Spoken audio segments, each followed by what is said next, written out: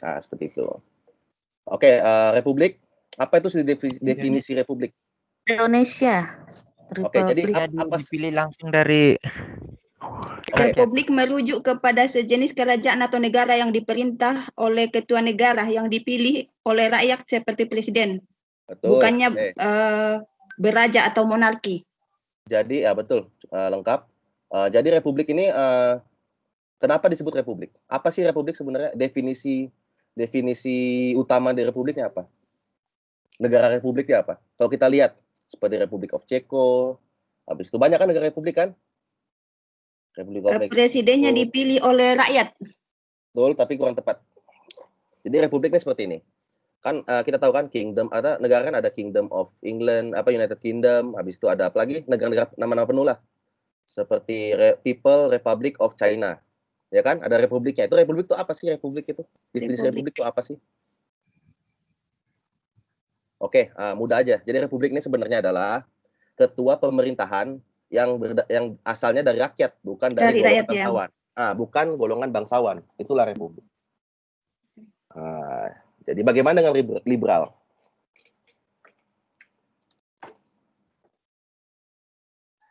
Ini keturunan nih, keturunan. Bukan. Lain. Salah. Tidak, itu kurang tepat.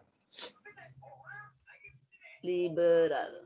Jadi liberal ini adalah sebuah negara yang mengamalkan demokrasi dalam negaranya.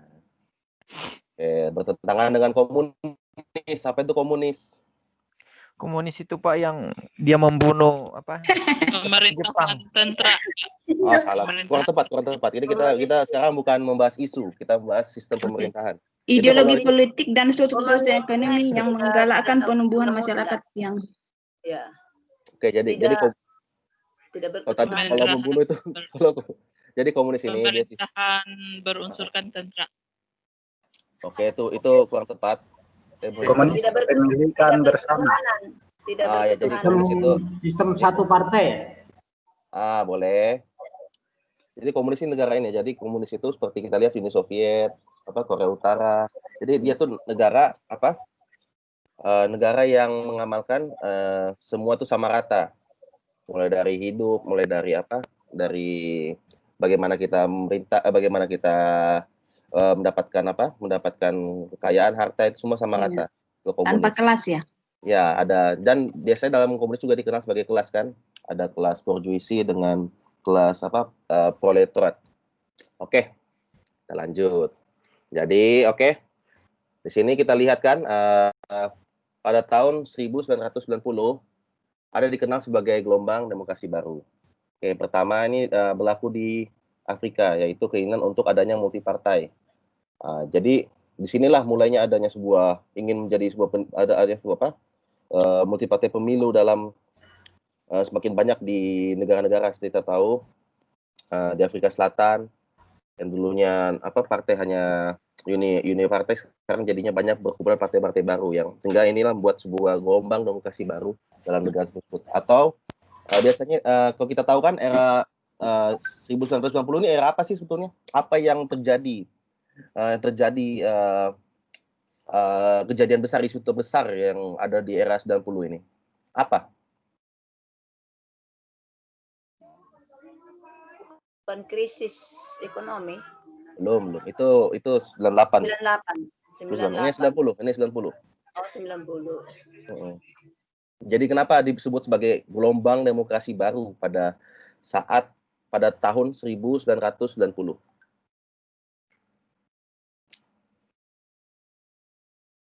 Oke, jadi begini. Kita tahu kan setelah Perang Dunia Kedua ada terjadi apa? Ada perang apa? Hiroshima ya Pak, Hiroshima dan Nagasaki ya. Pengeboman. Itu bukan, itu akhirnya Perang Dunia Kedua. Oke, jadi setelah Perang Dunia Kedua ada disebut sebagai apa? Perang Dingin. Pernah dengar kan Bapak Ibu? Perang Dingin. Blok Timur, Blok Barat. Yes, betul. Perang antara apa? Liberal dengan Dengan apa? Ayo. Di Jerman. Bukan. Dengan komunisme. Dengan komunis. Jadi setelah Perang Dunia Kedua ada dua kuasa besar yaitu Amerika Serikat dan Uni Soviet, ya kan, betul Bapak Ibu? Oke, jadi di saat itu disebut sebagai Perang Dingin, dan perang itu sebenarnya tidak berlaku di antara kedua mereka itu. Tetapi dalam Perang Dingin ini ada namanya sebuah proxy war atau perang yang berlaku, perang kecil, tetapi di atasnya itu dikuasai oleh dua negara adidaya ini, yaitu Amerika Serikat dengan Uni Soviet. Uni Soviet. Kita tahu dulu kan ada perang Vietnam. Perang Vietnam ini perang antara apa nih? Antara komunis dengan liberal kan? Ya, dan di mana lagi tuh perang terjadi sejak era 45 sampai 90? Di mana lagi? Di semenanjung Korea kan? Ada yang antara perang Korea Utara dan Korea Selatan. Nah, itu juga itu dibilang sebagai proxy war atau perang proxy, perang apa yang ada kaitan dengan dua kekuatan besar atau mungkin di Afghanistan. Jadi dari perang-perang ini kita melihat kenapa tahun 1990 disebutkan sebagai gelombang demokrasi baru. Karena pada saat tahun ini Uni Soviet runtuh dari kekuasaannya, dia jatuh dari kekuasaannya karena konflik internal tentunya. Makanya pada saat tahun 1990 Amerika Serikat sebagai negara demokrasi atau negara liberal, dia menjadi kuasa satu-satunya atau negara adidaya satu-satunya yang ada di dunia. Itu pada tahun 1960 disebutkan sebagai gelombang demokrasi baru. Jelas nggak Bapak Ibu? Jelas, Pak. Oke, jadi kita lihat di sini kan. Tapi setelah tahun 1960, Amerika Serikat berupaya untuk menjadikan negara, kalau bisa semua negara ini negara jadi demokratis. Kita lihat ada perang antar etnis dan perjuangan untuk mendekatkan negara-negara bekas satelit di Rusia seperti di Eropa Timur. Seperti apa negara-negara ini? Ukraina, negara-negara bekas Uni Soviet kan, terus Armenia dan sebagainya. Dan juga karenanya adanya gelombang demokrasi baru ini, seperti kita tahu di Jerman Barat dan Jerman Timur juga kan ada pernah dengar istilah ini Berlin Wall, tembok Berlin. Robohnya tembok Berlin. Itu jadi ditandai sebagai gelombang demokrasi baru karena kedua Jerman yang dulunya berperang dingin juga di antara mereka di blok timur atau barat atau blok demokrasi dan komunis, mereka akhirnya bersetuju untuk bergabung menjadi negara demokrasi. Oleh sebab itu pada tahun 1990 disebutkan sebagai gelombang demokrasi baru. Bagaimana dengan perpecahan di Yugoslavia? Oke, kita tahu kan sebagai perang negara, pernah dengar kan perang Bosnia kan? Perang Bosnia tahun 1995. Di situ adanya etnis seperti perpecahan etnis besar-besaran oleh rakyat Muslim dengan orang Serbia di sana. Dan akhirnya pada tahun 1995 ada namanya disebut sebagai Dayton Accord atau perjanjian Dayton yang diutarai oleh Amerika Serikat untuk membuat Bosnia sebagai negara berdaulat atau negara yang berdemokratis. Oke, Bapak, Ibu-ibu tahu nggak bagaimana sistem negara Bosnia saat ini? Demokrasi itu seperti apa di sana? Oke, jadi sistem demokrasi di Bosnia ini sangat unik karena di sana ada tiga presiden yang dipilih, dan tiga presiden ini akan di-rolling atau diubah-ubah setiap 6 bulan sekali. Jadi di sana di Bosnia pemilunya berdasarkan etnik. Jadi di sana ada 3 etnik utama kan, etnik Serbia atau the Serbs, habis itu Croats, dan satu lagi Bosnia atau orang Bosnia. Jadi Sarajevo ini sebagai ibu kota Bosnia yang merupakan wilayah netral. Ya, dalam Bosnia ini ada 2 negara. Kenapa namanya ada 2 kan? Bosnia dan Herzegovina. Karena dalam Bosnia ini ada 2 negara yang menjadi satu negara, jadi negara jadi satu. Jadi dalam Bosnia ini ada Federasi of Bosnia dan juga Republic of Srpska. Itulah kenapa sangat rumit proses demokrasi yang ada di Bosnia ini. Sampai saat ini mungkin itulah konsep demokrasi yang paling membingungkan dalam sejarah manusia, yaitu di Bosnia, karena presiden juga di rolling. Jadi setiap 6 bulan sekali ada presiden baru dari etnik yang berbeda dan sebagainya. Oke, kita balik. Tadi sudah jauh dari Bosnia, sekarang kita kembali ke Indonesia. Jadi inilah 10 pilar utama atau konstitusi Indonesia. Pertama adalah berketuhanan yang Maha Esa.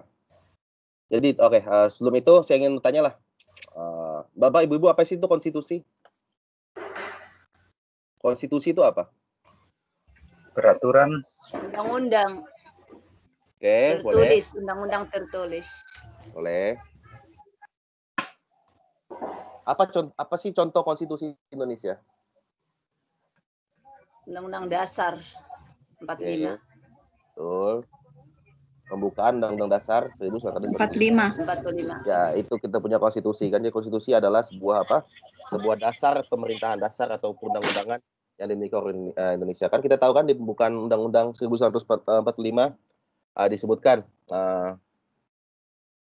negara Indonesia itu berapa provinsi. Habis itu negara Indonesia itu negara Indonesia dipimpin oleh siapa? Oleh presiden. Dan legislatif negara itu siapa. Jadi dalam konstitusi itu lengkap semuanya. Nah, inilah pilar-pilar utama konstitusi Indonesia, yaitu pertama berketuhanan yang Maha Esa, melindungi dan memajukan hak asasi manusia, mewujudkan kedaulatan negara atau rakyat, dan juga meningkatkan kecerdasan bangsa, menerapkan pembagian kekuasaan negara. Jadi seperti kita tahu menerapkan pembagian kuasa ini seperti apa? Seperti tadi kan yang kita bahas tadi, eksekutif, legislatif, dan yudikatif, atau bisa disebut sebagai trias politika. Dan juga mengembangkan otonomi daerah, menegakkan supremasi hukum atau rule of law, dan menerapkan peradilan yang bebas, mewujudkan kesejahteraan rakyat, serta mewujudkan keadilan sosial. Oke, saya ingin bertanya Bapak-Bapak, Ibu-Ibu. Apabila ada sebuah undang-undang ingin kita ubah, itu namanya apa istilah itu? Jadi bentuk undang-undang apa aja? Pertama ada apa? Undang-undang. Ada rancangan undang-undang kan? Ada rancangan Undang-undang. RUU. Habis itu apa lagi? Bisa kalau diubah jadinya apa? Jadi amandemen undang-undang. Amandemen. Amandemen. Yes, betul. Amandemen undang-undang. Ya. Nah, itu refresh saja, Ada merumuskan, ada menilai dan merevisi. Betul. Ada revisi undang. Jadi banyaklah contoh-contoh undang-undang itu yang ada di yang berada di khilaf. Contohnya kenapa negara itu bisa demokrasi kan karena jadi tentunya yang menerapkan untuk mengubah atau merancang undang-undang atau mengamandemen undang-undang itu semua dari pihak mana? Dari trias politika itu siapa yang membagian kuasa itu? Yang ada hak untuk merancang undang-undang? DPR. DPR. Atau Legislatif. Iya, betul. Itu anak siapa tuh menangis? Oke, jadi dikutip dari pernyataan Sikogen tahun 1998, karakteristik warga negara tersebut meliputi pertama kemampuan mengenal dan mendekati masalah sebagai masyarakat global. Kedua, kemampuan bekerja sama, kemampuan bekerjasama dengan orang lain dan memikul tanggung jawab atas peran dan kewajiban orang. Ketiga, kemampuan untuk memahami, menerima, menghormati perbedaan budaya. Keempat, Aduh, ada menangis. kasihan. Aduh, masuk di Paswadi telinga. punya anak. Anak Paswadi itu, Paswadi. Nggak apa-apa. Kita fokus di sini, nggak masalah. Atau tolong di mute ya, biar nggak mengganggu teman-teman lainnya berkonsentrasi. Oke, seterusnya kemampuan berpikir kritis dan sistematis, dan juga adanya kemampuan menyelesaikan konflik dengan cara damai tanpa kekerasan. Jadi apa sih ini menyelesaikan konflik dengan damai tanpa kekerasan? Di mana kita menyelesaikan konflik? Ayo, bagaimana Bapak-Bapak, Ibu-Ibu? Bagaimana kita cara menyelesaikan konflik yang damai tanpa kekerasan? Ini seperti adanya musyawarah, kan?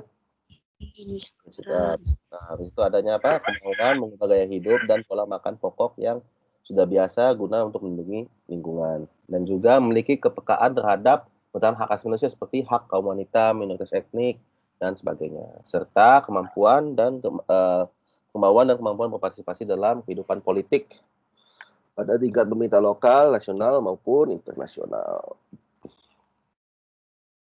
Oke. Dikutip juga mulai pertanyaan Suryadi dan Somadi tahun 1999. Negara. Oke, jadi negara adalah sebuah suatu bentuk khusus dari tata kehidupan sosial yang dibangun dari sejumlah komponen dasar di dalam sebuah sistem yang integral. Komponen dasar sistem tata negara, kehidupan bernegara terdiri dari sistem personal, sistem kelembagaan, normatif, kewilayahan, dan ideologis. Oke, jadi dalam sebuah negara adanya sebuah apa? Personal atau kita sebagai warga negara. Dan juga adanya kelembagaan atau undang-undang, ya kan? Apa sih contoh kelembagaan? Kita tahu kan, ada konstitusi, undang-undang, dan sebagainya. Sistem normatifnya apa? Di hukum yang berlaku, kalau kita buat kesalahan pasti akan dihukum, akan penjara. Itulah sistem dalam sebuah negara ada sebuah bentuk sistem ini. Dan juga ada sebuah sistem kewilayahan atau tata kelola wilayah. Nah, di mana wilayah kedaulatan Indonesia, di mana sih wilayahnya, perbatasan dan sebagainya. Dan juga sistem ideologis atau mungkin lebih kenal sebagai ideologi kita ideologi Indonesia, Pancasila. Seperti itulah. Jadi inilah bentuk sebuah negara dalam kata kehidupan sosial. Oke, sebelum kita lanjut ke kegiatan belajar 2, ada pertanyaan tentang kegiatan belajar pertama?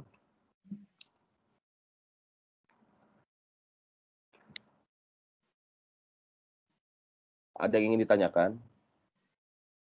Saya ada, Pak. Oke, bagaimana? Bapak, Ibu siapa Saya nih? Ibu Norima. Oke, Ibu Norima, oke, silakan Bu. Tadi kan kita belajar tentang negara-negara republik, Oh iya. ya. Tapi saya tertanya-tanya tentang negara China. Oke, Karena China. ada yang mengatakan bahwa negara ini republik, ada juga mengatakan bahwa dia sedikit komunis. Jadi bagaimana itu, Pak? Apakah dia ini lebih terarah kepada republik atau ke pemerintahan komunis? Oke, gini. Nama penuh Cina itu apa sih? Nama penuh negara dia? Republik Cina. Bukan, salah. Republik Cina itu Rakyat Taiwan. Cina. Republik Taiwan. Kalau Republik Cina itu Taiwan, ya kan? Republic of China itu Taiwan. Oke, jadi begini. Kita lihat kan di nama negara dia kan, Republic People Democratic of China. Biasa negara-negara yang pakai people atau rakyat itu adalah negara komunis. Jadi kita bisa lihat di Cina ini, dia kenapa bisa bilang republik? Sudah tadi saya bilang tadi kan, tadi mention republik ini adalah sebuah negara. Dia bukan republik itu dan semestinya ada demokrasi. Ya, republik ini adalah negara yang dipimpin oleh golongan bukan bangsawan atau negara yang dipimpin oleh rakyat, ya kan? Oke, paham Bu? Dan mengapa ada unsur demokratik di situ? Karena di situ ada apa syarat utama demokrasi tadi yang saya sebutkan? Adanya apa? Bapak, Ibu-ibu? Pilihan rakyat. Pemilu, Pak. Pemilu. Bahkan jangan salah loh, negara Juche yang seperti di Korea Utara juga ada pemilu. Ya kan? Cuma pemilu ini dia menganut sebuah sistem one system party atau partai satu aja, dan partai yang berkuasa di situ adalah partai komunis. Nah, seperti itu. Walaupun di Cina sekarang kalau kita lihat realitanya, dia walaupun dia negara komunis, ya kan, ditabir secara komunis atau di pemerintah secara komunis, tetapi untuk pergerakan ekonomi atau mungkin kehidupan pasungan hidup, mereka sudah mengarah ke liberal. Liberal ini seperti kita lah, Indonesia, Malaysia, Amerika Serikat. Jadi kita lihat nih, jadi dia kenapa masih komunis, karena dalam sistem pemerintahannya masih ada perjuangan komunis, karena dia juga masih menganut sebuah one single party kan. Dan jadi kita untuk melihat sebuah negara, kita harus merujuk kepada nama penuh negara itu. Nah, seperti itu. Jelas nggak, Bu? Oke, jelas, Pak. Oke, bagaimana dengan Malaysia? Kan kita tinggal di Malaysia udah lama nih. Bagaimana dengan Malaysia? Negara komunis kayak itu Malaysia? Ayo Bapak, Ibu-ibu. Ya, banyak parti. Banyak parti politik. Nah, itulah kenapa di Malaysia disebut apa sebagai Persekutuan Malaysia kan? Persekutuan. Atau Federasi Malaysia. Dia negara negara yang berdasarkan federasi atau persekutuan, di mana dibagi oleh 13 negara bagian, ya kan, atau negeri-negeri, yang membuat sebuah sekutu. Kalau saya bahas sejarah Malaysia panjang lah. Oke, ada pertanyaan lagi Bapak Ibu-ibu? Sebelum kita lanjut ke kegiatan belajar 2.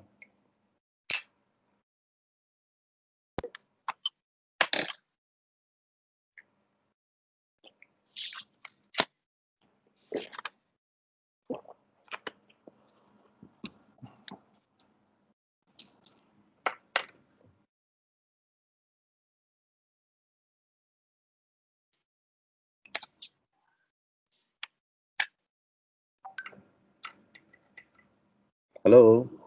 Oke, saya kira sudah jelas semuanya ya. Oke, mari kita lanjut ke model pembelajaran PKN untuk pengembangan luar negara yang demokratis. Jadi, jadi apa sih tujuannya utama ini? Jadi tujuan pendidikan luar negara adalah partisipasi yang penuh nalar dan tanggung jawab dalam kehidupan politik dari warga negara yang taat kepada nilai-nilai dan prinsip-prinsip dasar demokrasi konstitusional Indonesia. Serta pembelajaran PKN ini dapat dibekali siswa dengan mengetahui dan keterampilan intelektual yang memadai serta pengalaman praktis agar memiliki kompetensi dan efektif dalam berpartisipasi. Jadi untuk membentuk sebuah siswa bagaimana sih dia cara hidup sebagai masyarakat yang demokratis, dan tentunya dengan sebelum kita mengajar kita harus paham dulu tentang kehidupan berpolitik, apa sistem-sistem dalam konstitusi Indonesia, apa sih nilai-nilai dan prinsip-prinsip dasar demokrasi Indonesia. Oke. Jadi dalam proses pembelajaran PKN perlu memiliki sifat sebagai warga negara yang demokratis. Ini penting. Kita harus membentuk dia dulu sebagai warga negara yang demokratis. Kita harus membentuk dia sebagai sebagai individu yang memiliki jiwa nasionalisme atau jiwa yang demokratis. Pertama itu perlunya memberikan suasana pemberian keteladanan atau pembangunan kemauan. Jadi dia harus mau belajar dan juga kita harus mengembangkan kreativitas peserta didik.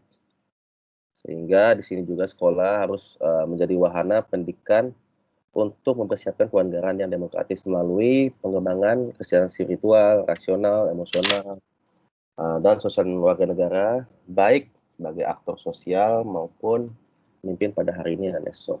Jadi kita harus bentuk seperti apa sih contoh demokrasi yang ada di sekolah? Pemilihan ketua kelas, Pak.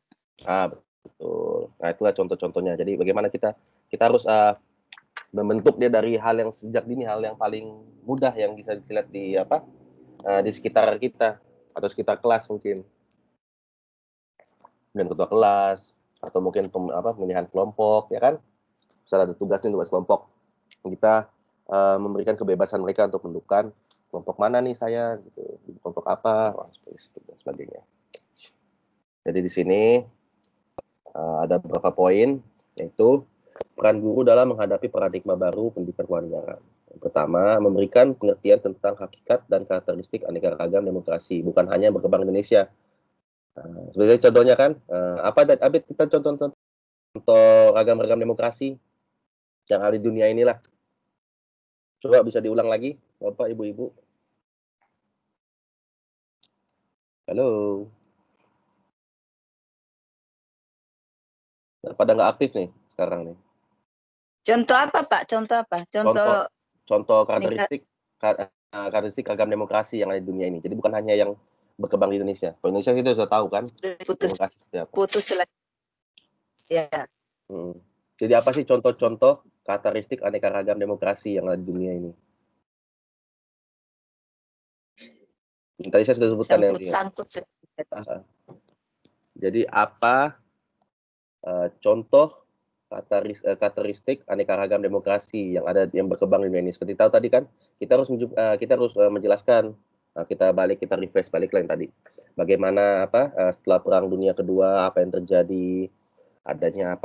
Adanya dua kekuasaan atau bisa disebut sebagai bipolar, dua kuasa dalam satu dunia. Dan juga pada tahun 1990 runtuhnya Uni Soviet sehingga membentuknya sebuah demokrasi. Di situ adanya karakteristik ragam demokrasi seperti kita tahu negara Bosnia tadi saya sebutkan kan, bagaimana sistem Bosnia yang dalam negara itu memiliki 3 presiden sekaligus dan presiden ini di rolling setiap 6 bulan sekali.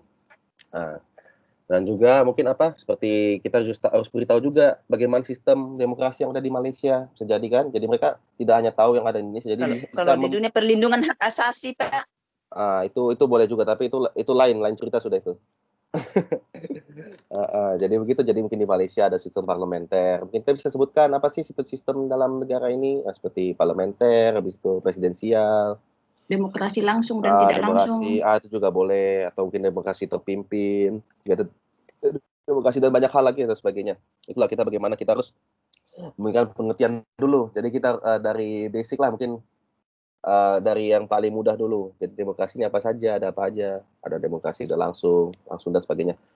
Serta boleh mengembangkan sebuah kurikulum belajar. Jadi kita sebagai guru harus mengembangkan kurikulum pembelajaran yang dirancang untuk memfasilitasi siswa agar mampu mengeksplorasi cita-cita demokrasi dalam pelembagaan, dan juga praktek di berbagai belahan bumi dalam kurun waktu. Seperti tadi kan, apa fakta-fakta. Bagaimana sih demokrasi itu tidak lahir begitu saja kan? Pasti ada peristiwa-peristiwa yang membuat demokrasi ini lahir. Kita tahu dulu demokrasi lahir di Athena sebagai negara kota, bukan negara bangsa, dan sekarang berkembang negara bangsa.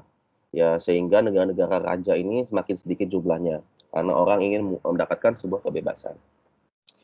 Nah, seterusnya tersedia sumber belajar yang memungkinkan siswa mampu mengeksplorasi sejarah demokrasi di negaranya. Sekarang gampang kan?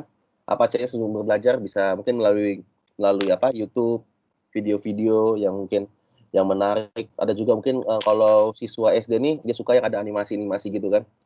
Itu banyak kita bisa temukan sumber belajar yang mungkin bisa mampu mengetahui sejarah demokrasi. Kalau di YouTube ada namanya ini oversimplified history, itu juga bagus itu. Kita bisa melihat bagaimana tuh sejarah, tapi sejarah itu bentuk animasi, dijelaskan di situ. Itu bisa menjadi sebuah sumber belajar yang bagus untuk bisa didik. Serta ada juga tersedia sumber belajar yang dapat memfasilitasi siswa untuk memahami penerapan demokrasi negara lain. Ini penting nih. Jadi yang saya sebutkan tadi kan, apa saja negara-negara seperti Malaysia, kita bisa membandingkan lah mana yang terbaik, mana yang tidak. Apa sih kekurangan demokrasi parlementer, apa sih kekurangan demokrasi presidensial, seperti itu. Oke. Jadi ini ada beberapa indikator-indikator perilaku umum siswa yang demokratis dan bertanggung jawab. Oke, pertama ini saya ambil dari itu demokrasi bertanggung jawab ini bisa disebut sebagai pro bono publico, atau sikap mengutamakan kepentingan publik di atas kepentingan golongan pribadi atau golongan. Jadi apa sih indikator yang perlu kita berikan untuk siswa? Pertama, kita harus ajak siswa kita untuk bergotong royong dan juga mematuhi tertib lalu lintas. Itulah kenapa disebutkan, kenapa dalam pelajaran PKN ini, pelajaran SD khususnya, akan tekankan apa sih peraturan lalu lintas. Jadi dengan lalu lintas, karena lalu lintas ini dia tuh dekat dengan kehidupan sehari-hari siswa, karena pasti ke sekolah itu dia melihat jalan, dia melihat ada rambu-rambu hijau itu jalan, kuning itu hati-hati, dan merah itu berhenti. Loh, kenapa penting ada mematuhi lalu lintas diajarkan di sekolah. Serta menjaga harta milik publik seperti telepon umum atau ATM. Ini juga bisa dilakukan juga untuk sebagai sifat untuk membentuk sebuah sistem yang demokratis dan bertanggung jawab kepada siswa. Serta menjaga kekayaan sekolah, dari sumber air dan sebagainya. Oke, dan juga yang kedua, poin kedua adalah pro partitia primus patrialis, atau sifat mengutamakan kepentingan negara atau kepentingan umum dan rela berkorban untuk kepentingan negara. Ini juga penting dihadapi diberikan pada siswa, harus ditanamkan sejak dini. Seperti kita tahu, membayar pajak, itu kan kewajiban kita kan, membayar pajak, atau mungkin kalau pajak terlalu besar, mungkin cara kecilnya lagi untuk siswa adalah membayar iuran sekolah secara disiplin. Jadi jangan nunggak-nunggak itu. Kita harus memberikan sebuah pembelajaran di situ. Tentunya juga menjaga nama baik sekolah, keluarga, dan juga pemimpin. Serta menjaga berbagai simbol kenegaraan seperti bendera merah putih, lambang negara, lagu Indonesia Raya, foto resmi wakil presiden. Jadi kita harus memberikan jadi adanya sebuah sebuah sifat apa namanya tuh, bela negara atau cinta pada negara. Serta kita juga memerlukan sebuah mau menjadikan sebuah siswa sebagai relawan sosial bila diperlukan, dan juga menjadi relawan untuk bela negara. Dan poin ketiga adalah toleran atau menghargai dan menghormati pendapat orang lain. Itu mau mendengarkan pendapat orang lain. Nah, ini indikator penting lah yang harus untuk siswa. Tidak membenci orang lain dan sebagainya. Dan juga terbuka menerima pendapat orang lain, yaitu mendengarkan orang lain yang sedang berbicara. Aktivitas sekarang ini kan, saya sebagai tutor, Bapak Ibu sebagai mahasiswa, kita harus mendengarkan kontennya. Mungkin dalam kelas kita sebagai guru, kita sebagai pemegang mandat di kelas, kita harus memberikan. Jadi kalau ada yang tiba-tiba teman yang berisik, kita harus menegurkan. Tidak boleh ini ada hal yang salah. Jadi ada sebuah normatif di situ. Jadi bagaimana kita harus memberitahu kalau kita harus mendengarkan orang lain yang berbicara di depan, atau mungkin meminta pendapat orang lain, atau mempertimbangkan pendapat orang lain yang lebih baik. Dan juga bisa juga ada sifat mau menerima pendapat orang lain yang dinilai lebih baik, serta mengakui pandangan sendiri ternyata keliru. Jadi ini poin-poin penting dalam berhidup demokratis, serta tanggap dan berani mengungkapkan pendapat dengan baik dan benar. Jadi kita tahu memberikan pendapat secara lisan atau tulisan, mau memberikan pendapat secara tulus, memberikan pendapat dengan menggunakan tata krama santun, suka menopang pendapat dengan alasan argumen yang kuat. Dan yang kedua, bersifat kritis terhadap informasi dan pandangan sehingga tidak mudah menerima menolak pandangan orang lain. Pertama, kita harus bersikap cermat dan mendengarkan pendapat. Jadi kita harus ini ya poin-poin utama lah yang harus diberikan kepada siswa agar siswa bisa hidup berdemokratis. Atau mungkin ketujuh, cerdas dan penuh pertimbangan mengambil keputusan, seperti memilih persoalan cermat, mengidentifikasi berbagai alternatif pemecahan, mengumpulkan berbagai data informasi yang mendukung, memilih alternatif pemecahan masalah yang tepat dan layak, serta bersifat antisipatif terhadap putusan pemecahan masalah yang diambil. Dan tentunya kita harus tanamkan sebuah sikap menghormati hak orang lain, yaitu tidak mengambil hak orang lain dengan cara apapun, karena kalau kita mengambil hak orang lain itu adalah sifat yang tidak terpuji. Dan juga memberikan kesempatan pada orang lain untuk menggunakan haknya dengan baik. Selalu menjaga agar tidak mengganggu orang lain dan tidak mencemooh orang lain karena berbeda bahasa atau budaya. Jadi ada sikap saling menghormati di situ. Dan juga menghormati kekuasaan yang sah. Nah, ini penting ini karena kita membangun peserta didik, karena mereka akan menjadi generasi penerus bangsa. Jadi ini pentingnya kita harus menghormati kekuasaan yang sah, tidak adanya. Kita tidak boleh mereka menjadi individu yang akan mengkudeta atau agenda lainnya. Oleh sebab itu kita harus menanamkan sifat-sifat menjalankan ketentuan perundang-undangan sesuai dengan kedudukan dan perannya sebagai siswa. Serta menghormati pemerintah pusat, daerah, tokoh panutan dalam masyarakat.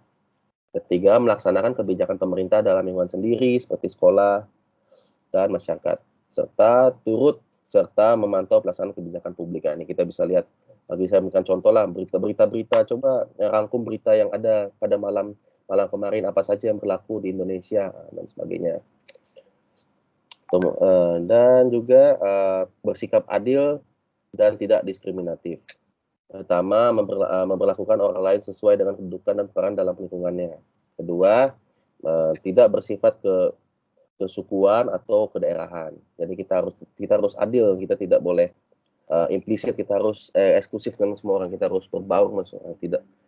Ketiga, tidak fanatik terhadap golongan. Keempat, menghormati orang lain seperti menghormati diri sendiri. Dan kelima, menerapkan prinsip meritokratif dan dalam berbagai keuntungan, serta menjaga dan melaksanakan amanat dengan penuh tanggung jawab. Yang pertama, selalu menyampaikan amanat yang diperoleh pada yang berhak, mau mengganti suatu amanat yang hilang atau cacat karena kecobaan sendiri. Jadi misalnya kita harus mengganti, kalau misalnya kita lagi main mainan orang. Kita harus memberitahukan siswa kita apabila kita minjam barang teman dan kita merusakinya, apa yang kita harus lakukan? Nah, kita harus mengganti. Jadi ini hal-hal yang yang basic kita harus pelajari, kita harus mengembangkan bagaimana cara kita menyampaikan kepada peserta kita agar dia bisa menghormati komunikan orang lain, atau mungkin melaksanakan tugas yang diberikan guru atau kepala sekolah dengan baik, serta melaksanakan tugas yang diberikan dengan cara terbaik yang bisa dilakukan, serta orientasi pencapaian tugas yang terbaik dalam menunjukkan tugas. Oke, dalam pokok-pokok ini tadi yang indikator perilaku umum siswa dan demokrasi sedang terjawab, ada nggak pertanyaan yang kurang keliru atau mungkin sudah jelas?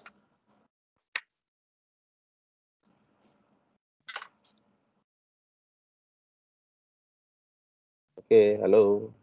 Halo. Oke, lanjut aja ya. Ya. Jadi di sini ada 4 isi pokok pendidikan kewarganegaraan. Jadi ini pokok-pokok inti pendidikan kewarganegaraan. Pertama adalah kemampuan dasar dan kemampuan warga sebagai syarat sasaran pembentukan. Yang kedua, standar materi kewarganegaraan sebagai muatan kurikulum dan pembelajaran. Ketiga, indikator pencapaian sebagai kriteria keberhasilan mencapai kemampuan, dan juga rambu-rambu umum dipelajari sebagai rujukan dari para guru.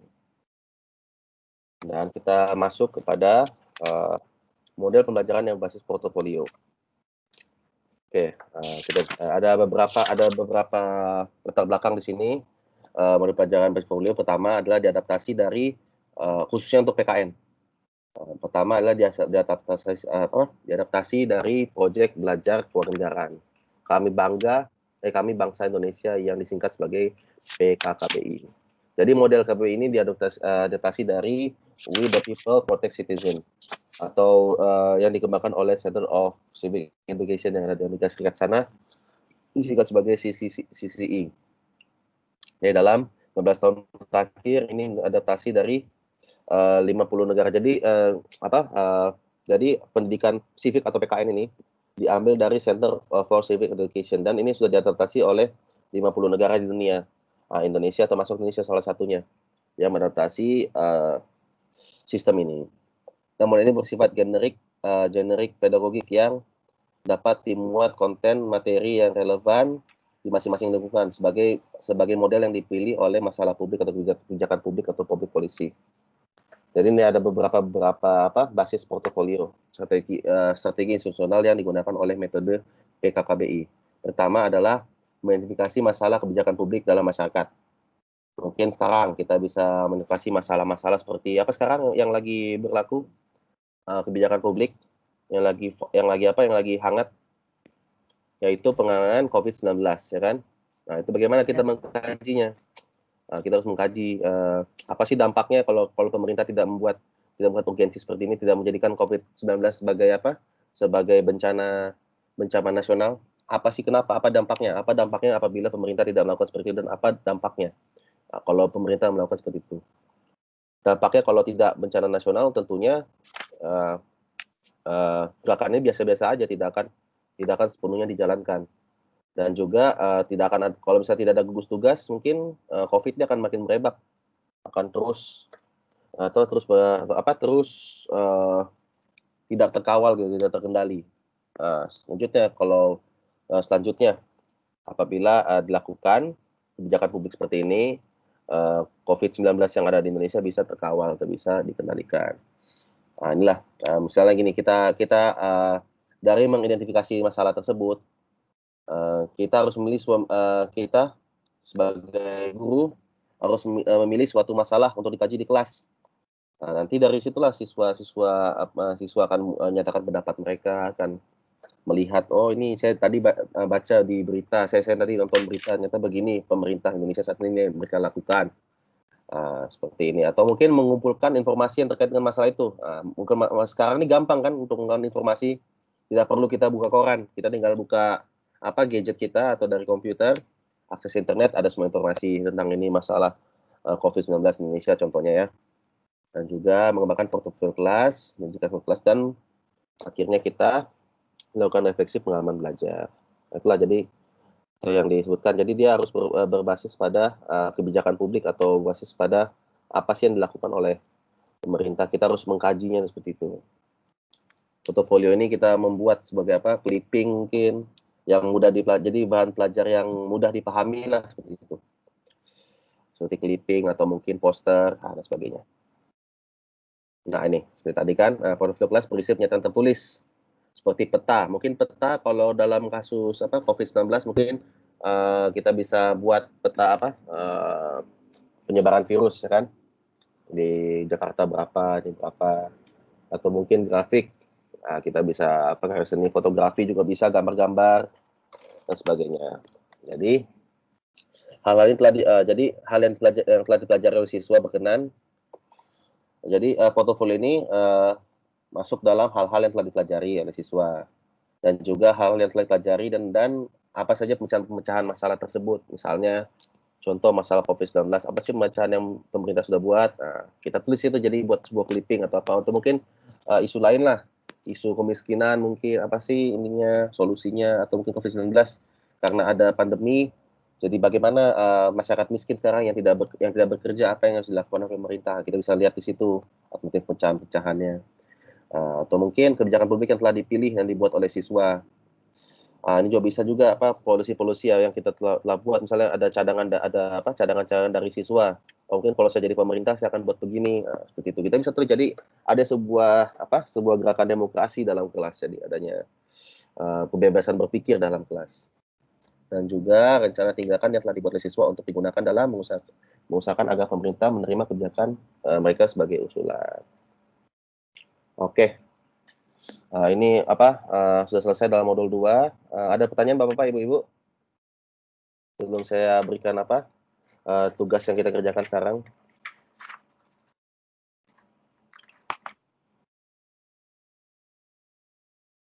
Halo. Pak. Iya. Ya, Pak Margono gimana?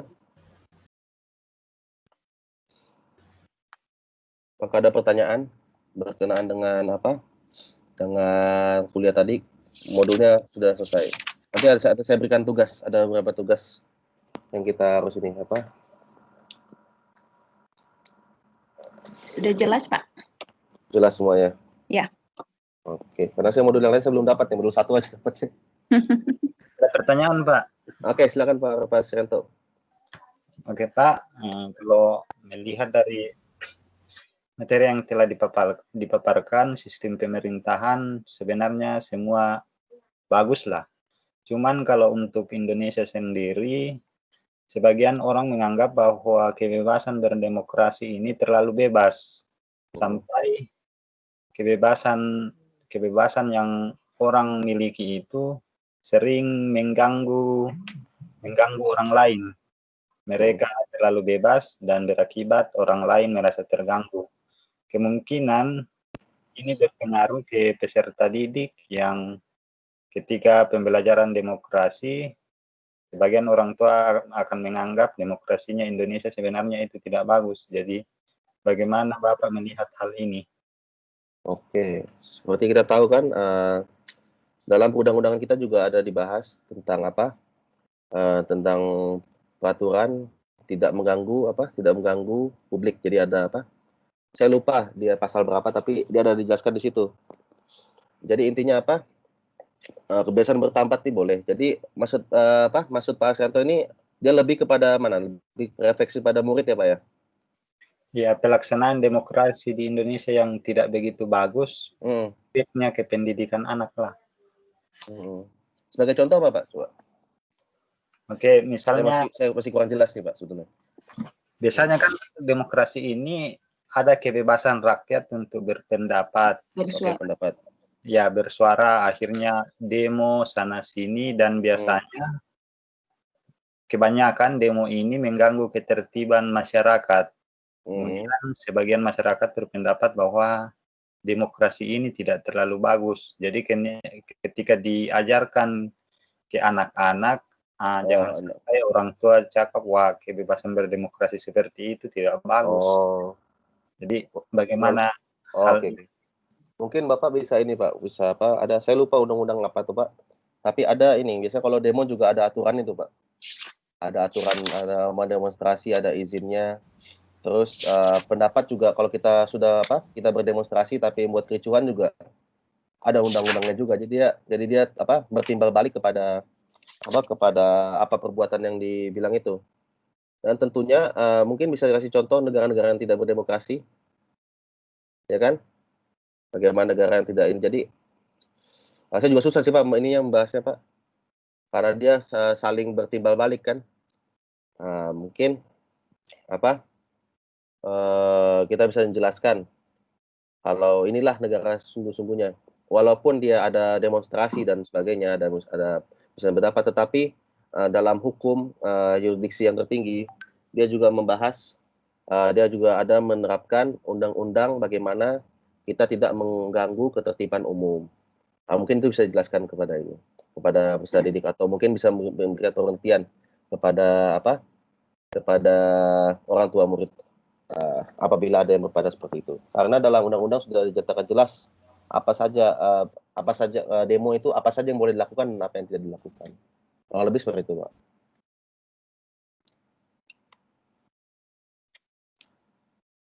Oke. Bagaimana Pak Asrento? Iya Pak, karena saya agak bingung sih dengan pelaksanaan demokrasi di Indonesia. Kalau dibandingkan dengan setelah saya sampai di Malaysia, saya bandingkan dengan keadaan sistem pemerintahan di sini. Mungkin saya boleh lihat di sini agak bagus sistem pemerintahannya karena ya walaupun dulu waktu masih mahasiswa demo itu asik, setelah sampai di sini mulai berpikir ternyata apa yang dibuat dulu itu ternyata mengganggu ketertiban sebagian orang. Kalau di sini jarang-jarang demo tapi sistem pemerintahannya bagus. Cuman ya tidak dapat dipungkiri yang baru-baru ini ya mungkin agak aneh juga sih kalau ada istilah lompat-lompat begitu. Ya terlepas dari itu pelaksanaan demokrasi di Indonesia mungkin yang demokrasi kita salah satu demokrasi yang bebas Pak. Ya. Karena apa?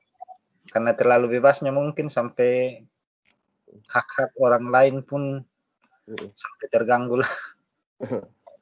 Karena kalau di Malaysia sendiri dia kan ada akung yang sebagai ketua negara kan, jadi kalau ada apa-apa bisa bubarkan seluruh parlemen dan buat keputusan, ya kan? Dan isu untuk yang Bapak tadi bilang isu lompat parti itu sebenarnya kalau dalam negara konstitusional negara parlementer ini sangat mempengaruhi kedudukan pemerintah yang sah kan.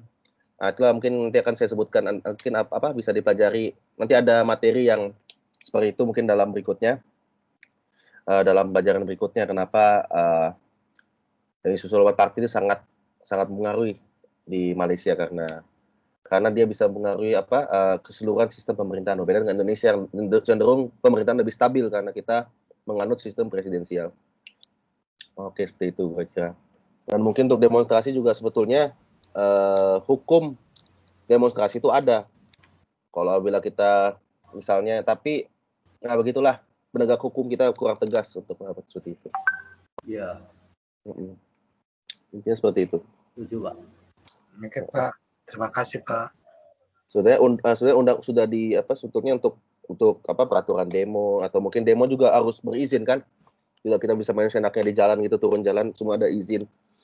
Cuman itulah kenyataannya penegak hukum kita masih kurang tegas untuk menghadapi seperti itu.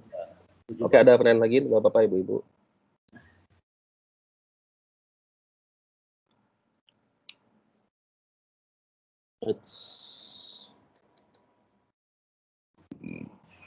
Oke.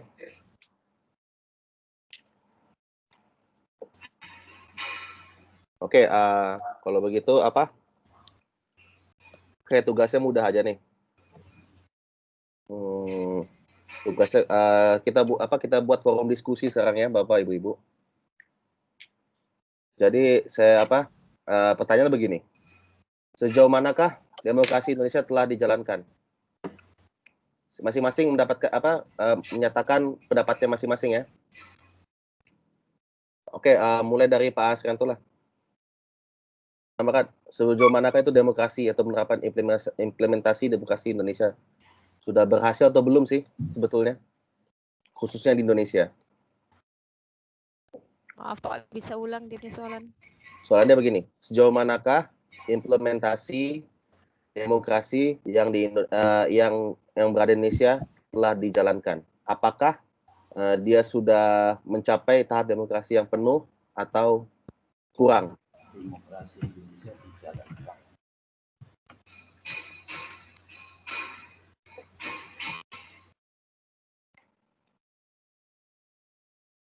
Mungkin kalau karena kelas meeting, jadi saya bingung bagaimana caranya ini. Tapi karena sekarang online kan, jadi mungkin pendapat masing-masing mahasiswa.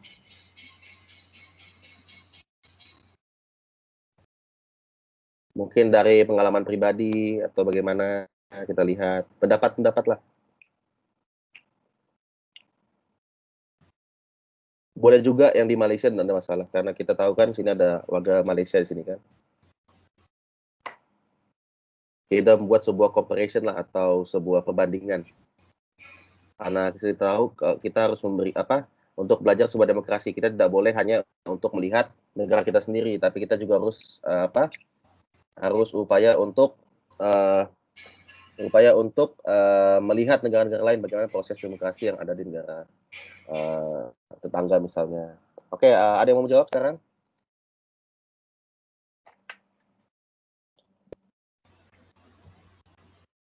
Saya coba Pak, bagi pendapat saja. Boleh.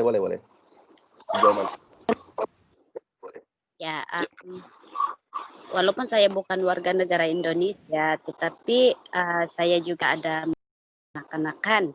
Jadi di sini kalau ditanya kepada saya sendiri sejauh manakah demokrasi sudah diimplementasi di Indonesia ataupun tidak. Tetapi yang sebentar tadi paparan yang sudah Bapak berikan, contoh sekali itu ya macam Cego Anto cakap tadi tentang demonstrasi, kemudian apa lagi tidak boleh mengganggu apa semua yang hak-hak masyarakat lain, terutama di Indonesia, atau mengganggu kesejahteraan masyarakat lain. Dan juga apa lagi tentang suku-suku, tidak boleh kasih lebih-lebih suku yang lain dan dikurangkan suku yang lain. Jadi di sini saya ada satu pengalaman bersama beberapa anak siswa yang mantan sekolah di sinilah. Jadi mereka sudah kembali ke untuk melanjutkan pelajaran. Jadi saya cakap kebetulan saya tanya apa kabar Cegu, jadi saya balas baik. Jadi saya tanya balik, kamu macam mana? Jadi mereka menjawab begini Pak, Cegu, kami di sini sedang ketakutan disebabkan ada beberapa hal-hal yang pergaduhan, pertengkaran di kalangan siswa-siswa dengan orang luar katanya. Jadi kami di sini berkumpul di satu tempat untuk memastikan keselamatan kami terjamin. Jadi ada satu bangunan saja yang lebih selamat sebab dijaga, dia bilang. Jadi bangunan-bangunan sekolah yang lain dia cakap itu sedang kacau. Jadi kami ikut sekiranya kami keluar, mungkin itu menyebabkan kehilangan nyawa, kecederaan. Jadi untuk saya demokrasi ini yang Cego Anto cakap tadi memang kemungkinan itu terlalu bebas, dan kita perlu berbalik kepada pendidikan KKN itu sendiri supaya bagaimana kebebasan itu seharusnya. Jadi kalau sampai mengganggu kesejahteraan masyarakat, itu saya rasa demokrasi itu disalahguna lah. Ya. Jadi maksudnya dari sini anak-anak yang sudah bersekolah di sana, mereka merasa takut di tempat sendiri. Jadi untuk pendapat saya, kalau untuk ajaran PKN ini kiranya ya dapat ditekankan lagi kepada setiap siswa, bermula macam Bapak cakap tadi, basic dia itu adalah di sekolah dasar. Jadi ya peranan guru itu juga sangat penting lah saya rasa. Nah itu pendapat saya Pak, terima kasih. Oke, ya Bu, betul Bu, itu yang paradigma yang kita rasakan sekarang kan ya Bu ya. Banyak yang Ya, seperti kita tahu kalau di Malaysia mungkin tidak ada istilah apa tawuran sekolah, mungkin ada tapi tidak sesering di Indonesia. Apalagi kalau di Jakarta saya sering lihat seperti itu. Oke, jadi menurut Bapak-bapak, Ibu-ibu, apa sih upaya untuk menyelesaikan tawuran-tawuran yang ada di sekolah ini? Kalau sebagai contoh Bapak Ibu adalah sebagai guru atau guru yang di sekolah itu dan masyarakatnya ini peserta didiknya ini suka tawuran. Apa sih upaya yang akan dilakukan oleh Bapak Ibu sekalian? Ayo kita buat forum diskusi sekarang. Saya bagi pendapat, Pak. Boleh, silakan Bu Alicia. Ya, Pak. Kalau sebagai guru, kalau sudah berlaku sedemikian harus ada connection dengan pihak berkuasa seperti polis untuk menangani masalah tersebut. Karena kalau guru sekolah saja yang tangani tanpa pihak lain macam masalah tersebut, bagi saya mungkin tidak dapat diselesaikan dengan baik, malah menambahkan lagi keadaan bertambah buruk. Jadi sebagai pihak sekolah, selain kepada tanggung jawab kepada anak-anak, dia juga bertanggung jawab untuk mempunyai hubungan dengan pihak yang lebih berkuasa seperti polis dalam menangani masalah seperti ini. Mungkin ada pendapat yang lain juga, karena kan di negara kita masing-masing ada peranan setiap jabatan itu ada peranannya tersendiri. Jadi kalau guru itu menjaga keharmonian dalam sekolah untuk anak-anak, manakala kalau pihak berkuasa itu dia akan menangani semua masalah yang timbul, macam yang demo, yang tidak baik, kerusuhan itu kan. Jadi bagi pendapat saya sebagai guru harus ada kebijaksanaan untuk membuat satu connection dengan pihak berkuasa lah untuk menangani masalah tersebut. Karena kita tidak mampu untuk menangani masalah-masalah seperti ini, karena bidang kita ke arah pendidikan dan mungkin kita lebih terarah untuk mengajar, mendidik, bagaimana untuk membuat anak-anak kita selesa. Tetapi kalau di luar bidang kita, seperti kalau ada rusuhan itu, kita tidak mempunyai kelengkapan untuk mengatasi masalah tersebut. Itu pendapat saya lah, Pak. Mungkin ada lebih lagi lah teman-teman yang lain dalam menangani macam rusuhan begitu. Sebab di Malaysia kalau ada yang begitu memang campur tangan pihak berkuasa itu cepat ditangani. Ya, Pak. Terima kasih. Ya, bagaimana Bu, Bapak, Ibu-ibu? Oke, mohon izin Pak menambahkan sedikit. Saya Ibu Rosita. Silakan Bu Rosita. Oke. Dari saya Pak, cara mengatasi tawuran yaitu satu, menambah jam pelajaran keagamaan di sekolah. Kedua, menambah kegiatan keagamaan, mengisi waktu luang dengan kegiatan yang bermanfaat seperti olahraga dan sebagainya, ekskul. Juga adanya patroli polisi atau satpol yang diinstruksikan saat jam pulang sekolah. Juga masyarakat berperan aktif jika ada tanda-tanda akan terjadi tawuran dan sudah terjadi tawuran, bisa menelpon polis atau dan lain-lainnya. Oke. Orang tua juga harus mengawasi kegiatan anaknya apabila si anak belum pulang ke rumah seperti biasanya. Pihak sekolah juga harus memberikan sanksi yang tegas jika ada siswa yang melakukan tawuran. Demikian Pak, terima kasih. Oke, bagus Bu. Ada tambahan lain? Atau mungkin? Ya Pak. Oke, Pak Skanto, gimana Pak? Silakan Pak. Ya. Oke. Oke, ada belum jawab nih yang pertanyaan tuh, yang sejauh mana implementasi demokrasi Indonesia. Sekarang kita ketepikan tawuran. Adakah pertanyaan? Oke, iya silakan Bu Alisa. Saya coba menjawab yang tadi itu Pak ya. Assalamualaikum warahmatullahi wabarakatuh. Yang Pertanyaan pertama itu apa yang sejauh mana implementasi atau demokrasi di Indonesia dijalankan? Apakah sudah mencapai demokrasi? Kalau menurut pendapat saya, Pak, sudah dalam kehidupan sehari-hari sudah. Salah satu contoh yaitu demokrasi dalam menyatakan pendapat, contoh di media sosial sudah bebas berpendapat. Kemudian dalam memilih pemimpin daerah contohnya juga sudah terlaksana. Itu Pak. Makasih Pak.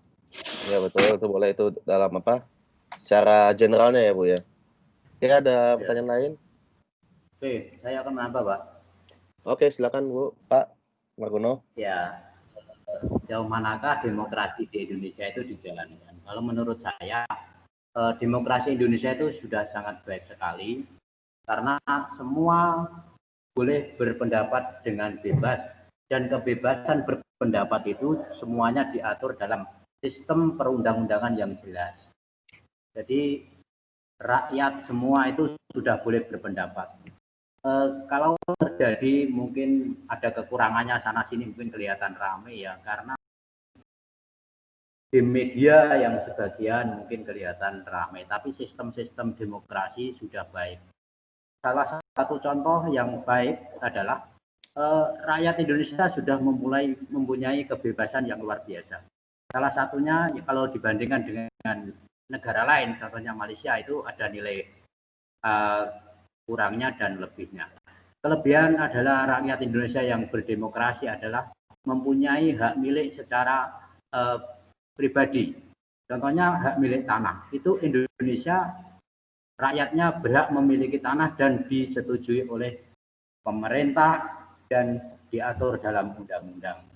Itu salah satunya. Dan untuk sistem yang seperti Malaysia juga bagus, cuman dari sisi lain semuanya adalah dikuasai oleh negara. Itu salah satunya yang saya bilang Indonesia demokrasinya sudah bagus karena semuanya sudah diatur dalam sistem dan perundang-undangan yang sangat sempurna sekali. Mungkin itu pendapat saya. Oke, Pak Margono, tapi kalau dalam apa pemilikan tanah itu kan karena saking apa memiliki tanah, kebebasan memiliki tanah maksudnya kita boleh memiliki tanah seutuhnya kan dari atas sampai bawah.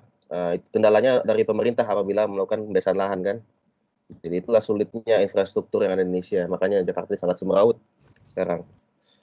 Oke, ada lagi apa pendapat lain sejauh mana demokrasi Indonesia telah diimplementasikan? Apakah sudah baik atau masih kurang? Ya saya Pak. Oke, ya. Bu Justin. Ya, Bu Justin, silakan Bu. Ya, ya kebetulan jaringan bagus lagi, sambung kembali. Berapa kali putus tadi. Kalau pendapat saya setuju dengan Pak Margono bahwa penerapan demokrasi di Indonesia sudah mulai baik atau sudah baik. Ya, walaupun masih ada kita menjumpai sedikit ya di sana sini terjadi maksudnya masyarakat yang belum menyadari, tapi kalau penerapannya dari pihak pemerintah memang sudah baiklah ya, sudah menerapkan tujuan demokrasi yang sebenarnya ataupun sudah melaksanakan apa yang dikatakan demokrasi khususnya demokrasi Pancasila yang kita anut ya, walaupun kadang-kadang kita menjumpai di layar televisi ataupun di media sosial atau media massa ada sedikit penyimpangan dari masyarakat, tetapi dari pemerintahnya memang sudah melaksanakannya dengan baik demokrasi Pancasila. Terima kasih. Oke, ada pertanyaan lain Bapak Ibu-ibu? Ada apa pertanyaan? Ada apa pendapat Jawaban. lain? Ya, ada jawaban lain. dari saya Pak. Oke, silakan. Kalau Pak, saya agak berbeda sedikit lah dengan. Wah, saya suka berbeda-beda Pak. Dengan Ibu Justin dan Pak Margono, menurut saya ya memang secara teori, kalau teori memang bagus, tetapi sebenarnya kalau ditelusuri betul pelaksanaan demokrasi di Indonesia itu sebenarnya masih sangat kurang. Ya. Kekuasaan memang dari rakyat, kemudian oleh rakyat dan untuk rakyat. Cuman misalnya dalam pemilihan umum sebenarnya masih banyak atau sebagian besar masyarakat memilih itu sebenarnya bukan dengan hati nurani, tetapi biasanya dengan ada uang-uangnya lah baru mereka Mental korupsi. ya, Money politik. ya money politik, dan ini berakibat pada pemimpin-pemimpin yang mereka pilih pun tidak terlepas dari politik uang, dan ini sebenarnya mengganggu pelaksanaan demokrasi di Indonesia yang kemudian berefek ya adanya aksi-aksi unjuk rasa yang kemudian dari rakyat itu sendiri. Padahal sebenarnya rakyat itu sendiri yang tidak melakukan demokrasi yang sebenar-benarnya, karena mereka bukan melihat pemimpin mana yang baik, tetapi kebanyakan melihat siapa yang ada uangnya. Banyak uangnya. Jadi itulah yang membuatkan pelaksanaan demokrasi Indonesia kalau menurut saya masih sangat kurang lah. Betul, saya setuju dengan Bapak. Dan musuh utama demokrasi adalah korupsi kan? Korupsi. Ya Pak. Mungkin kalau di Malaysia maksudnya apa? Duit undi ya? Rasuah ya. Nah, Ya betul. duit Taburan undi uang. ambil Ya, dari pemerintah memang ya dari pemerintah penerapannya begitu, tapi itu yang saya katakan tadi, pelaksanaannya ya masih kita jumpai di sana sini ada banyak kekurangan, ya tidak mengikuti aturan yang sudah diatur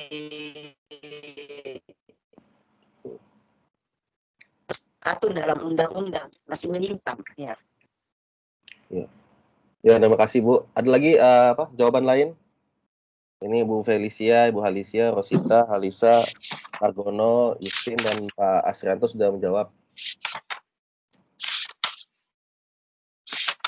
Dari tahu, jangan malu-malu, Pak. Ya, dari tahu. Oh iya ya, lupa. Dari tahu, ayo dong. Saya lupa dari tahu nih. Saya belum pernah dengar suaranya. Halo, selamat pagi Pak. Saya Maria. Ya Ibu Maria. Cuma ingin memberikan pendapat sejaklah. Ya, boleh. Oke. Saya kan karena tidak pernah membesar di Indonesia dan hanya menetap dari lahir memang sudah di Malaysia, jadi saya kurang tahu persis bagaimana keadaan demokrasinya di Indonesia. Tetapi melalui pengamatan secara kasar, rasanya demokrasi di Indonesia itu kan sudah menyeluruh ya. Karena dari pemerintahan presiden yang pertama sehingga ke yang terkini itu kan mengamalkan sistem demokrasi yang sama. Namun kita sudah sedia maklum bahwa Indonesia itu adalah sebuah negara yang sangat luas jika dibandingkan dengan Malaysia, karena mereka mempunyai pulau-pulau yang berpencar-pencar di dalam satu negara tersebut.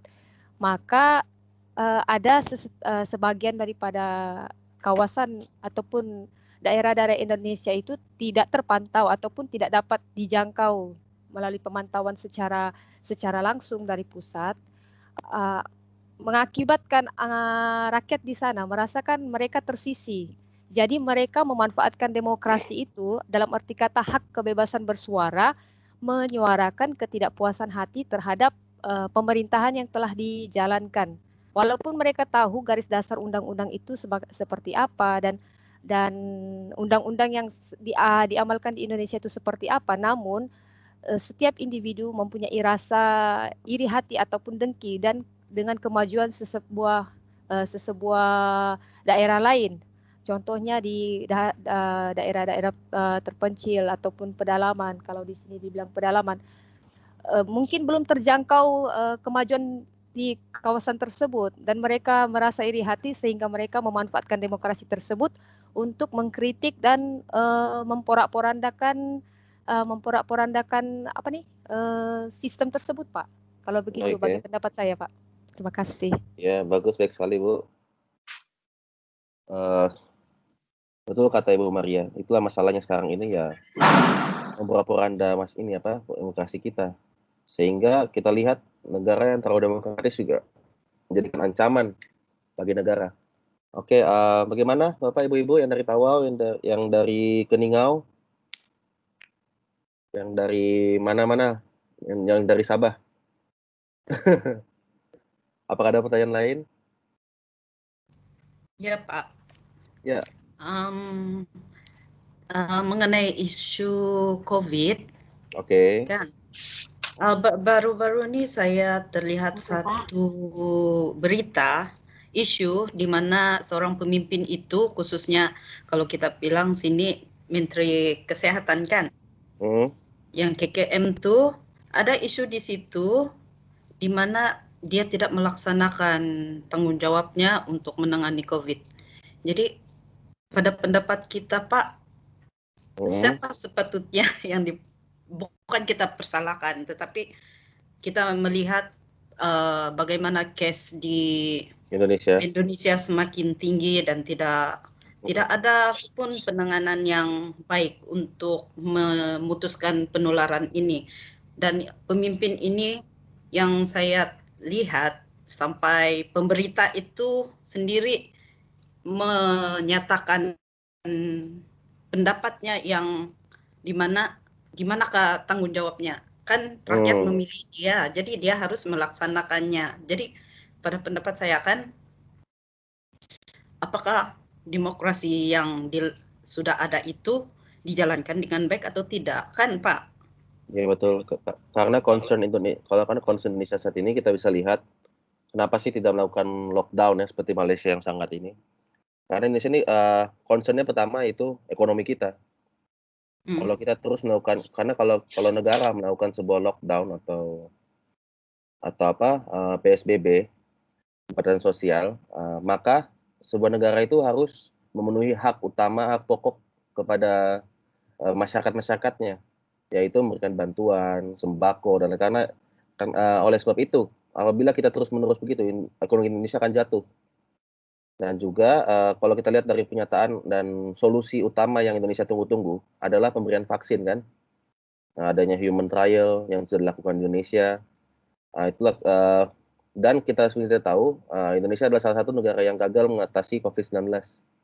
Karena mungkin kalau dalam pendapat pribadi ya, ini pendapat pribadi karena masyarakatnya terlalu banyak dan kurangnya sosialisasi dari awal dan juga kurangnya langkah preventif dari awal oleh pemerintah. Berbeda dengan Malaysia kan, Malaysia sangat berjaya lah melakukan untuk menyelesaikan masalah COVID-19. Walaupun setelah pemilihan umum Sabah ini jadi meningkat kembali. Seperti itu kira-kira. Jadi tidak ada yang bisa disalahkan. Karena pasti pemerintah sudah lakukan yang terbaik juga untuk kita. Karena apabila ekonomi jatuh itu justru lebih bahaya. Sangat bahaya. Dan seperti itu kurang lebih seperti itu Ibu. Karena concern pemerintah ini adalah untuk ekonomi, jadi jangan sampai. Tapi sekarang kita baru akan mengalami resesi kan dalam bulan ini, sudah minus. Nah, ini seperti itu. Baik Pak. Ya, ada lagi pernyataan lain atau pertanyaan atau mungkin pendapat mengenai demokrasi atau isu-isu global.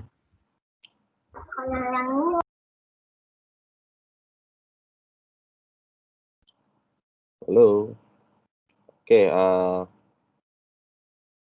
kalau begitu, saya hari kelasnya. Saya ingin bertanya, Bapak, Ibu-Ibu sudah bisa akses belum LMS?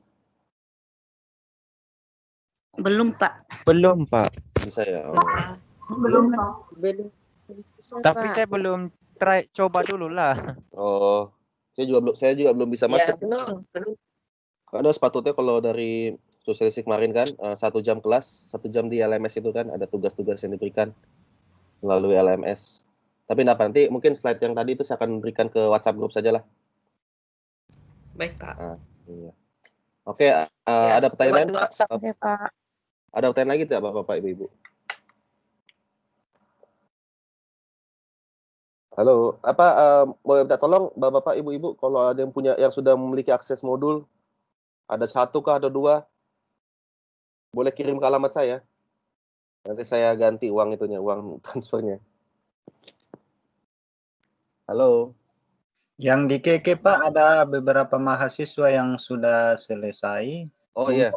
Mungkin boleh Pak Margono atau Ibu Rosita tolong hubungi. Ada beberapa guru tuh di KK yang sudah selesai. Mungkin mereka punya modul Pak. Iya boleh. Karena mungkin tutor mereka nggak ada Pak. Ya. Di KK nggak ada, di KK. Di KK nggak ada, di KK. Di KK nggak ada. Tutornya. Tapi Tutornya tutornya kan siapa ada ya? buku juga. Sudah dicari biasanya tapi nggak tahu sudah di mana tutornya.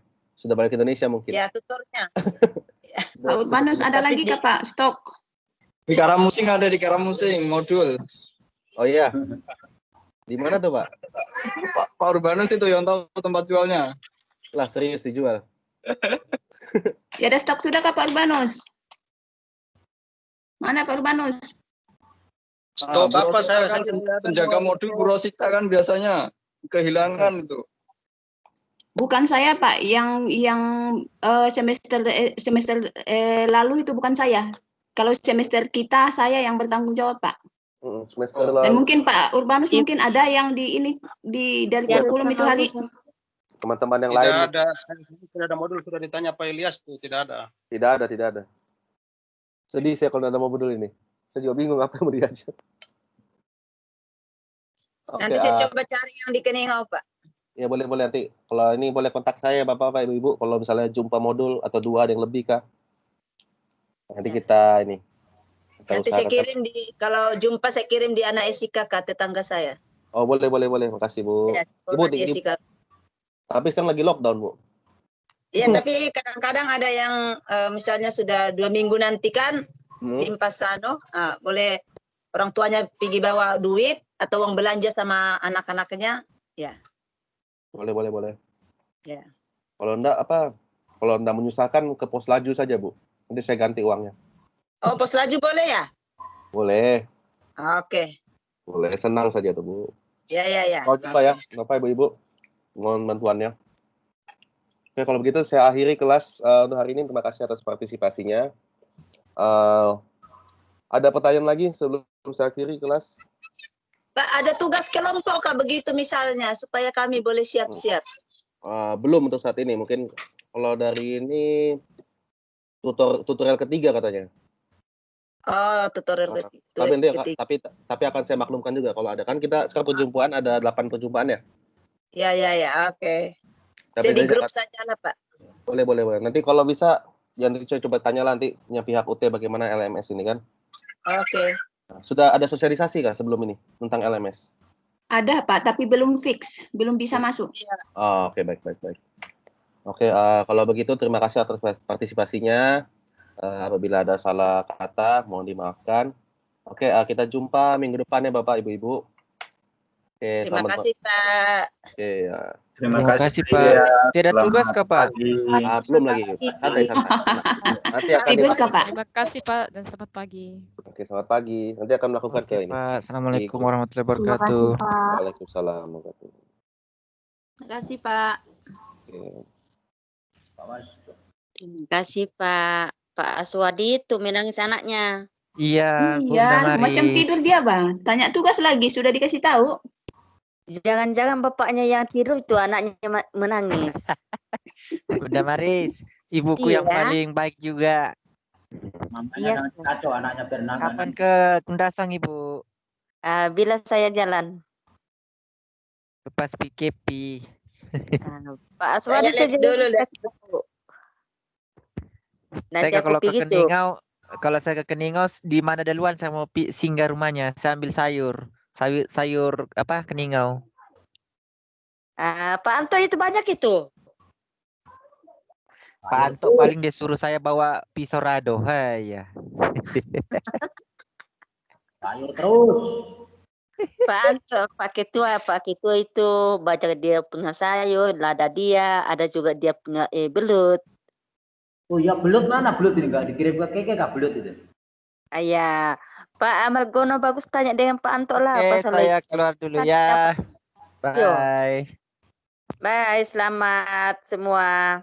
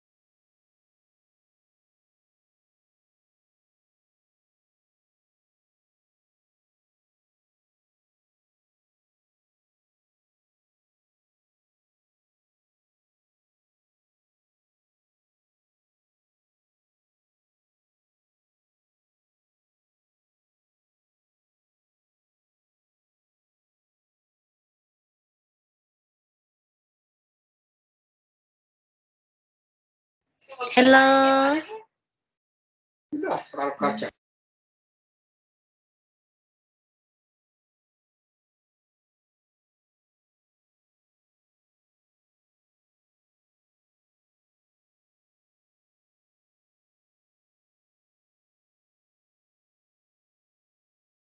Hello, habis sudah kelas kah? Hello. Senyap semua ini orang.